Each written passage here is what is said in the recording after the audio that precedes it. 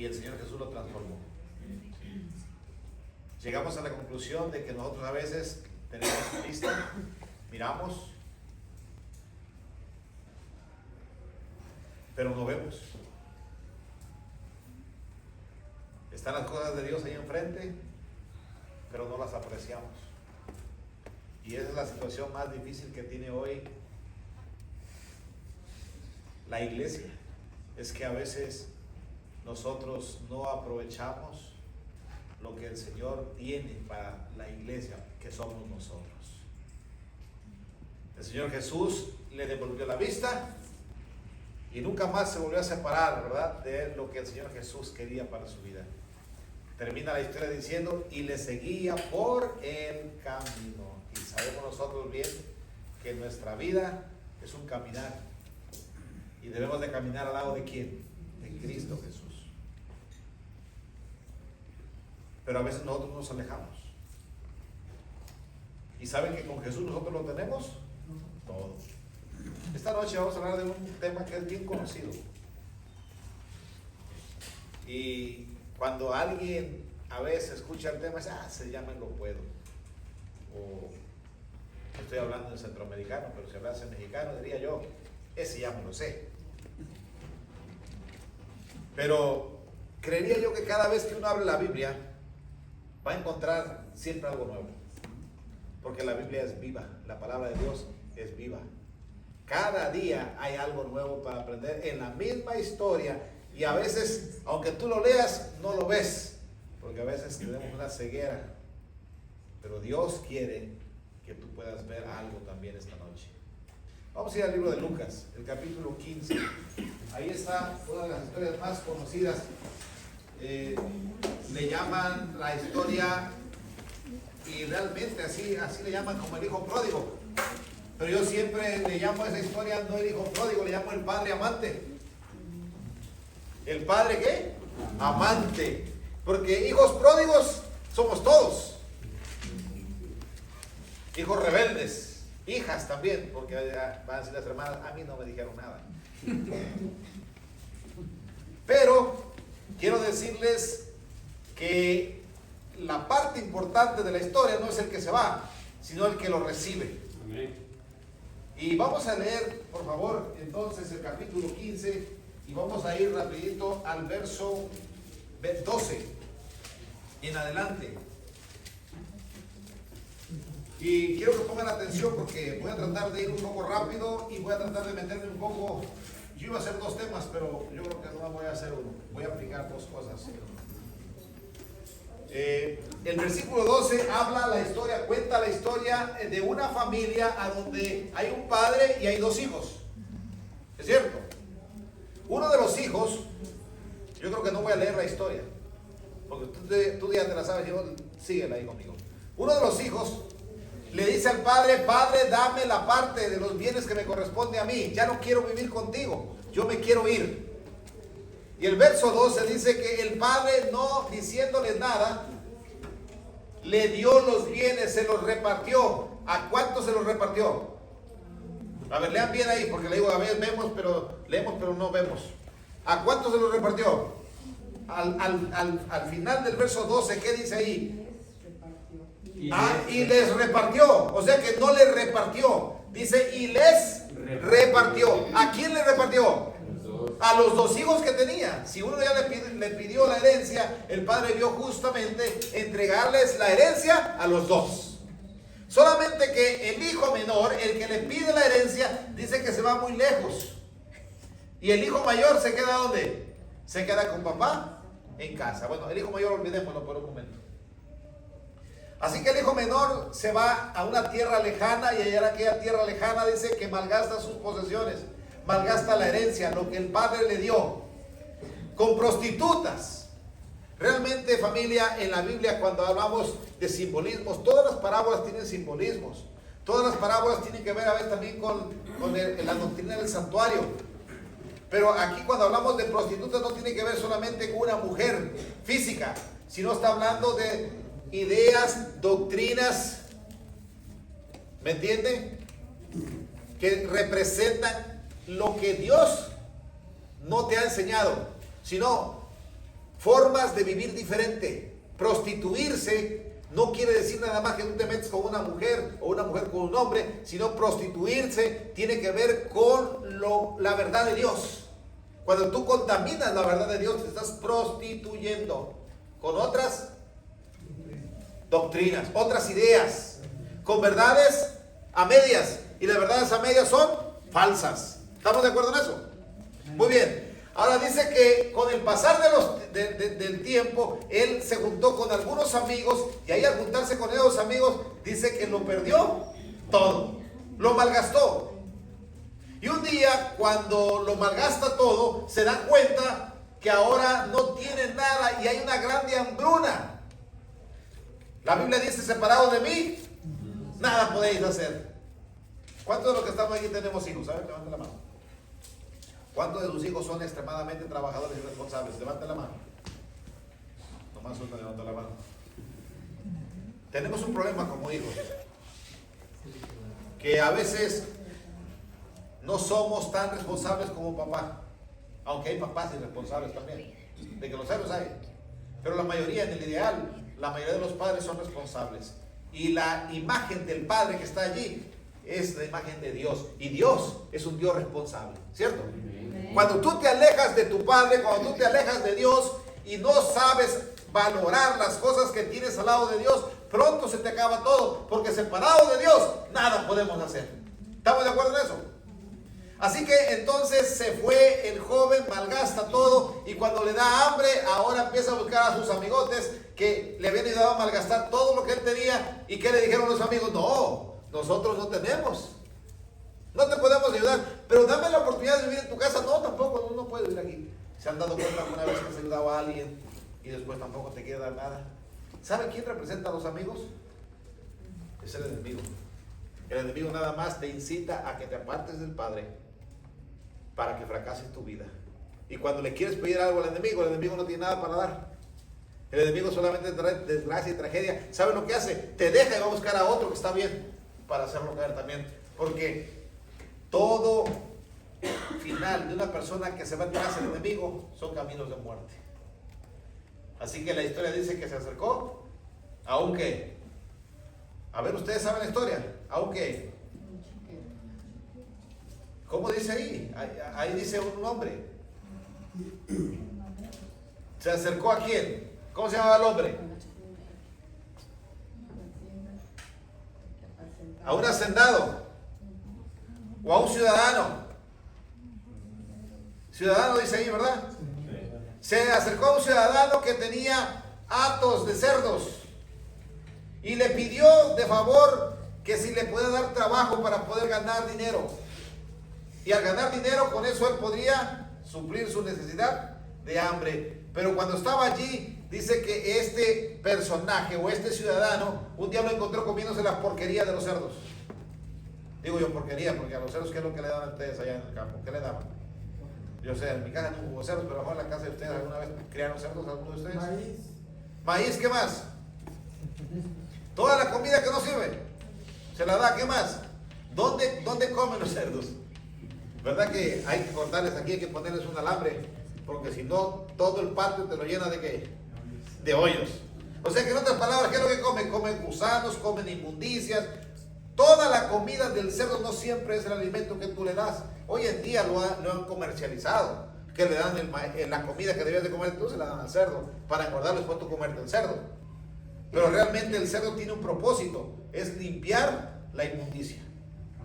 Es carroñero. Porque si vamos a hablar bien de la parábola, tenemos que ver todos los simbolismos. Ahora, ¿qué es lo que le dijo el ciudadano? Hey, tienes prohibido comerte la comida de los cerdos.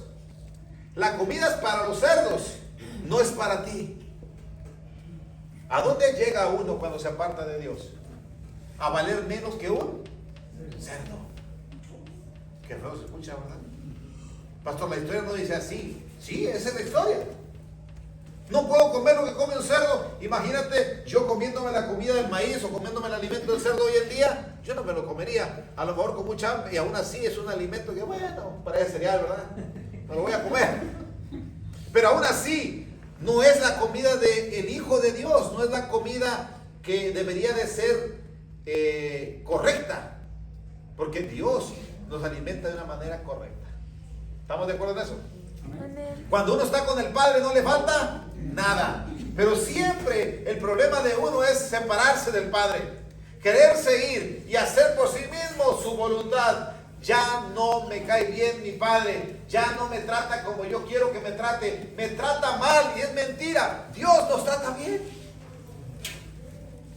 Y cuando tú pienses que Dios te trata mal, entonces estamos equivocados, porque la Biblia muestra que nunca Dios le ha fallado a nadie. Dios siempre ha sido fiel. ¿Estamos de acuerdo en eso? Muy bien. Entonces la historia sigue diciendo que cuando estaba en esa condición tan deplorable, cuando estaba en esa condición tan triste, él entró en sí. ¿Saben qué cosa es entrar en sí en la parábola? Es cuando de pronto escuchas lo que nosotros conocemos como la voz de la conciencia. ¿Han escuchado esa expresión? Es que la voz de la conciencia te está hablando, mijo. ¿Saben que no hay voz de conciencia? Lo que hay es la voz de Dios por medio del Espíritu Santo que te llama: hijo mío, dame tu corazón. ¿Estamos de acuerdo en eso también? Muy bien. Así que dice que él, después de mucho tiempo de fracasar, de tener hambre, me imagino que las tripas le rugían, ¿verdad? Como si tuvieran unos leones adentro. Estaba flaquito, estaba harapiento, no tenía dónde vivir, pues vivía en el chiquero. Vamos a decirlo así, realmente. En el corral. ¿Pero cómo le llaman? ¿No le llaman chiquero? Chiquero, claro. ¿Y cómo está el chiquero? Está lleno de inmundicia. ¿Cómo está el mundo, familia sin Dios? Está lleno de inmundicia. Y ahora él dice: me equivoqué, he pecado, pequé contra Dios y pequé contra mi padre. No soy digno de ser llamado más hijo de él. Así que voy a tomar mi decisión, me voy a levantar y voy a ir al Padre y voy a decirle al Padre que ya no me reciba como uno de sus hijos, sino que me reciba como uno de sus jornaleros. Tú has escuchado esa historia, la estás leyendo ahorita mismo. Se levantó y se fue a su casa, y cuando llegó a su casa, su padre lo estaba esperando, dice, con los brazos abiertos. Lo hizo que lo restituyeran como hijo, le puso anillo de autoridad en su mano, le calzó los pies y le puso vestiduras nuevas. Déjame contarte un poquito el contexto de esto, porque eso es bien importante, que aunque nosotros hacemos la historia, es muy importante que veas el contexto para que la historia la entiendas bien. Cuando nosotros hablamos acerca de lo que el hijo pródigo dice: me levantaré, iré a mi padre, le diré: padre, ya no soy digno de ser llamado tu hijo. ¿Por qué estaba pensando eso él? Porque en la costumbre del siglo I, siglo II y antes del siglo I, la costumbre de los judíos decía que cuando un hijo se iba de la casa era porque él estaba rechazando a ser más hijo del padre. En otras palabras, él estaba renunciando ¿a qué cosa? A su familia. Ya no quiero ser parte de esta familia. Aunque la Torá decía que una persona tenía que honrar a su papá y a su mamá. ¿Cuál es el mandamiento número 5?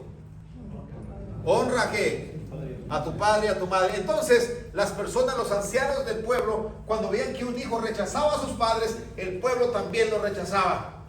Y decía: ha violado la ley de Dios, ha roto el mandamiento, no está respetando a su padre. Pedir herencia era inconcebible, que un hijo en vida pidiera, que un padre en vida le diese a su hijo lo que le correspondía. ¿Por qué? Porque la herencia, de acuerdo a Deuteronomios, dice que los padres heredaban a sus hijos las tierras que tenían, pero cuando el hijo tenía posesión de ellas, cuando el padre había muerto. El padre estaba vivo, él no podía tomar posesión. Otra cosa que tenía como característica la tierra era que la tierra en el pueblo de Israel no se podía vender, no se podía traspasar de familias. Las tierras eran de generación en generación de la misma familia, de la misma gente, y al hijo mayor le daban doble. en ocasiones, pero el padre decía si le daba o si no les daba a todos igual, pero la tierra tenía que permanecer. Y este hijo no le importó la herencia y se fue. Otra costumbre más que tenía la gente era de que cuando los hijos se iban, ellos siempre guardaban unas ollitas de barro. Vamos a poner un jarro, ¿verdad? Para que le podamos entender, un jarro. Y ese jarro le llamaba a ellos el quesasá. El quesasá era un recipiente, porque todos los pródigos que se van de la casa tarde o temprano fracasan. Eso ya lo sabía. Por eso es así. La mayoría de los hijos regresan a casa. Pero como habían roto la ley, habían quebrantado la ley, entonces, acuérdense que en el pueblo de Israel la ley era muy fuerte. Y después la tradición era más fuerte. Una vez que tú rompías la ley de Dios, entonces eras rechazado también por la comunidad. Así que cuando el pueblo veía venir a un hijo que venía ahí todo derrotado y estaba regresando a su casa, el pueblo cuando lo veía decir, allá viene Jorge, el que rechazó a su papá, el rebelde. Y toda la gente empezaba ahí el chisme, y salían corriendo con su quesasá, con su jarro. Y lo encontraban a la entrada del pueblo. ¿Y saben lo que hacían con los jarros? Lo agarraban frente a él, todo el pueblo quebraba el jarro, ese quesasá. ¿Saben lo que significa quesasá? Cortado eres. Este hombre está cortado de su pueblo. No tan solo te fuiste de tu padre, sino que también te has ido de el pueblo. Y no es así nosotros hoy en día también, familia, que cuando nosotros nos vamos del lado de Dios, no también nos vamos de su iglesia. Perdemos todo.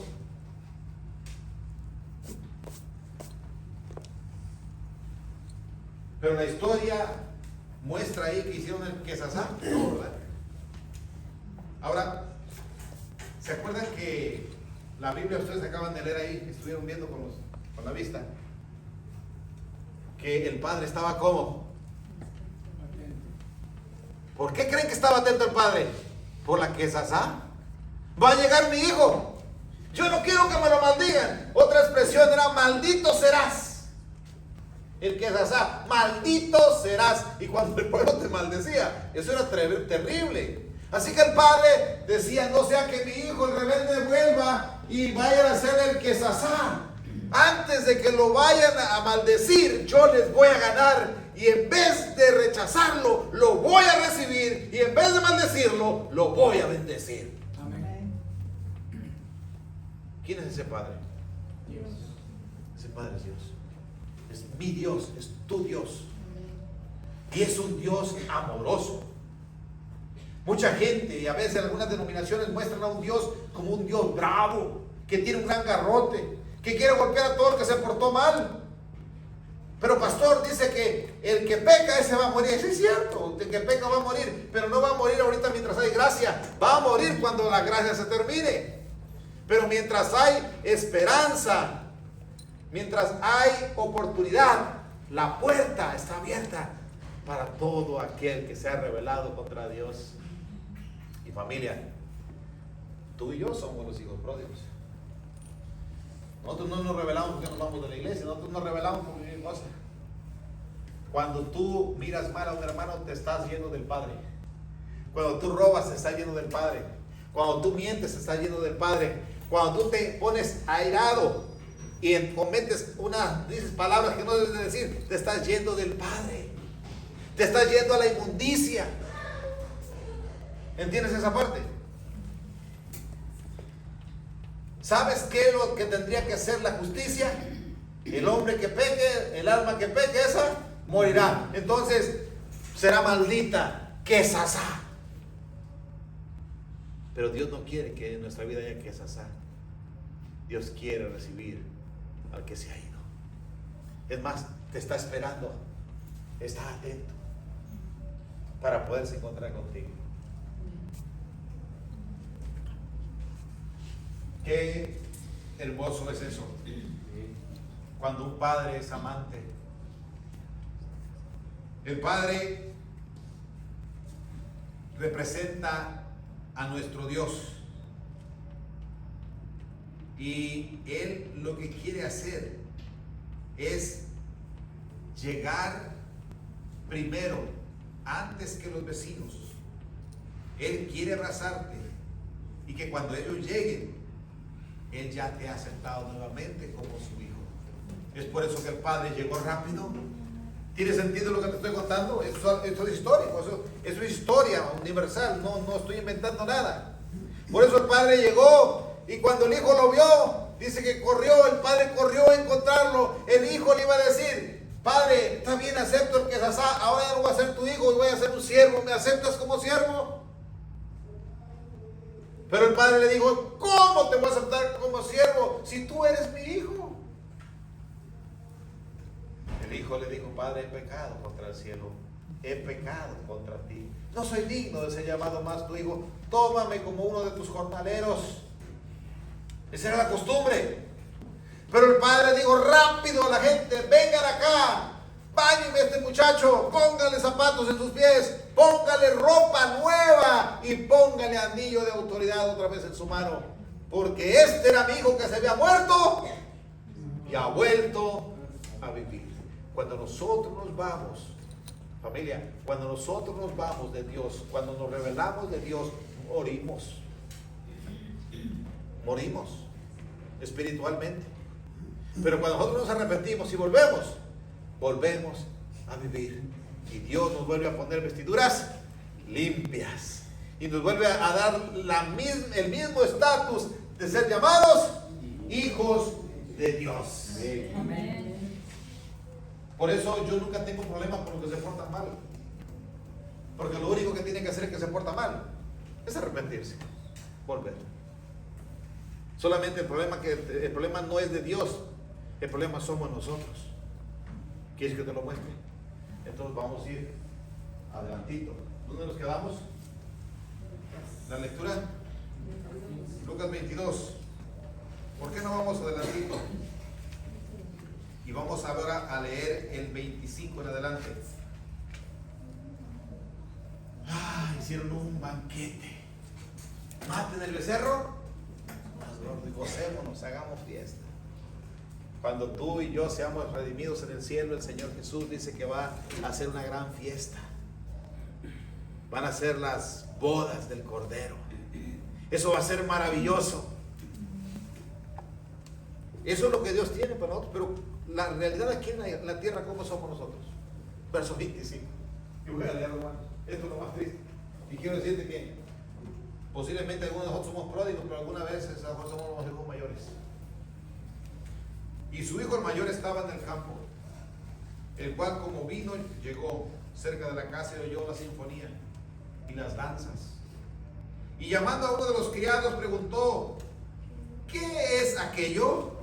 Y él le dijo: tu hermano ha venido y tu padre ha muerto el becerro grueso, ha matado al becerro más grueso, al más gordo, por haberle recibido salvo. Entonces se enojó. ¿Quién se enojó? El hermano. Ay. Entonces se enojó. A ver, hermano, ¿cómo está? ¿Qué tanto amamos al prójimo? ¿Qué tanto amamos al prójimo? Porque el que se ha ido está separado de la gloria de Dios. El que se ha ido está muerto. Pero si es tu hermano, y si nosotros somos hijos de Dios, ¿qué es lo que tendríamos que tener? Amor como el Padre. Pero el hijo mayor que estaba en casa se enojó y entonces no quería entrar. Ahora, ¿a dónde? ¿Dónde entramos, hermano? ¿No es a la gloria de Dios? ¿A dónde vamos a ir nosotros? Ya lo hablamos. ¿A dónde nos va a llevar a vivir el Señor? Al cielo. Ahora, cuando nosotros hablamos de que el pródigo regresa, el rebelde regresa, el Padre le da vestiduras nuevas, esas vestiduras nuevas no son para aquí la tierra. Esas vestiduras nuevas son para el cielo. Dice que nos dará vestiduras como blancas. ¿Cierto? Nos limpiará completamente. Y ahora, el que viene de allá también es invitado, el hijo mayor, invitado a entrar. Y entonces cuando ve que el padre redime al que se había portado mal, ahora dice, ¿cómo va a darle un beneficio a este? Está haciendo una fiesta. Yo no voy a entrar. Pero familia, ¿no será que a veces nosotros nos comportamos como hijos mayores? Que nos quejamos de todo.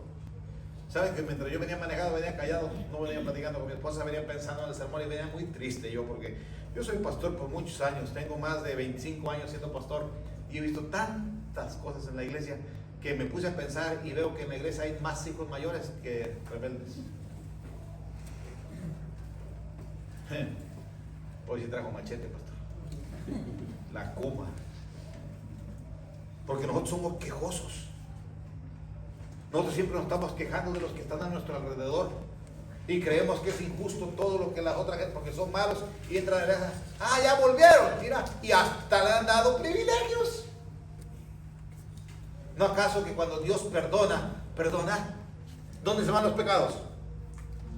Al fondo del mar, donde nunca más que se vuelve a saber de ellos. Es cierto que deja cicatrices, es cierto que hay consecuencias, pero cuando Dios te redime para que seas otra vez igual. ¿Creemos eso? Amén. Cuando Dios transforma, familia, estamos hablando de transformación por Jesús, ¿cierto?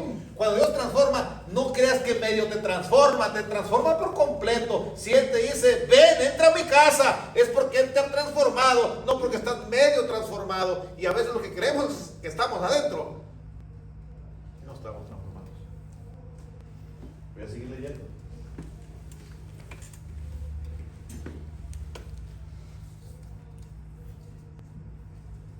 Entonces se enojó y no quería entrar y salió por tanto su padre. Verso 28. Y le rogaba que entrase. A ver, ¿no es un padre amante? Pregunto. ¿El amor que tuvo para el que se había revelado y regresó no era el mismo amor con el que estaba invitando a su hijo otra vez? El mismo. Llegó el que habla y dice, papá, señor, ¿qué pasó? Llegó su hijo el mayor. Ajá. ¿Y dónde está? Allá afuera. ¿Pero por qué no entra? Pues ya le dije que la fiesta es porque su hermano, el que se había perdido, el que se había revelado, se arrepintió, volvió, y tú lo has recibido con alegría. Estás hecho fiesta, has mandado el becerro más gordo. ¿Y qué pasó? Pues está bravo. ¿Cómo que está bravo? No quiere entrar porque no cree él que es menester que tú lo hayas perdonado. Deberías haberlo dejado afuera. Él está molesto. Miren nada más la historia, es la misma historia, se la estoy contando de una manera como nosotros hablamos, pero es la misma historia. Verso 29. Mas él, o sea el hermano mayor, respondiendo, y el Señor Jesús